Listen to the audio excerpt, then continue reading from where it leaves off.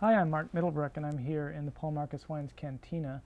And in this segment, I'm going to talk about aging Piemontese wines.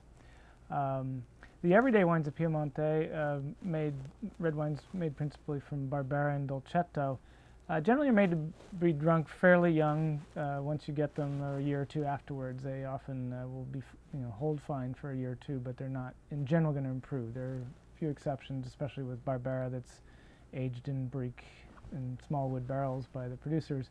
But most of what you're going to see is wine to be consumed fairly young. The wines that really age well from Piemonte, in general, are made with the grape variety Nebbiolo. So Barolo, Barbaresco, Roero, the other Nebbiolo-based wines. There are minimum aging requirements for each of these wines that the producers have to follow before they put the wine in the bottle and before they label it and ship it to you.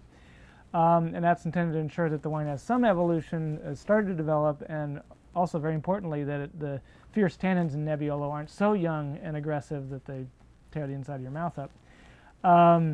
So when a newly released Barolo Barbaresco will often be fairly aggressively tannic. That doesn't mean you can't drink it young.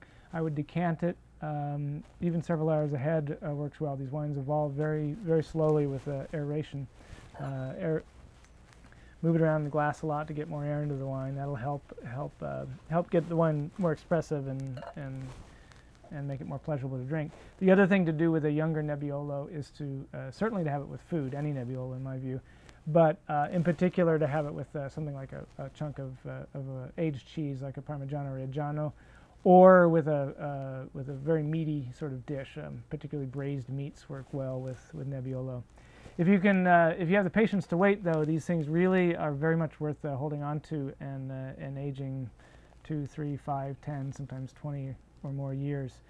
I personally like to drink Barolo Barbaresco maybe starting around 7, 8, 9 years after the vintage date, and a good vintage, a wine from a good producer, will continue to evolve and get more complex and more enjoyable for at least 10, 15 years after the vintage date, and often more than that. So stick them in a cool basement, a cool closet.